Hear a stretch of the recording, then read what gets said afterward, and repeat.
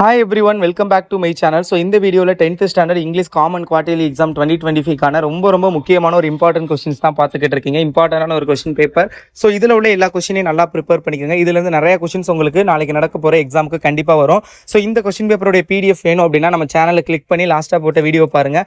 அதில் நான் பிடிஎஃப் வந்து நான் கொடுத்துருப்பேன். இல்லை வாட்ஸ்அப் குரூப் லிங்க் இந்த வீடியோ டிஸ்கிரிப்ஷனில் இருக்கும். இல்லை அப்படின்னா நம்ம சேனலில் ஏதாவது ஒரு வீடியோ பார்த்து அந்த வீடியோ லிங்க் டிஸ்கிரிப்ஷனில் வாட்ஸ்அப் குரூப் லிங்க் இருக்கும், ஜாயின் பண்ணிக்கோங்க.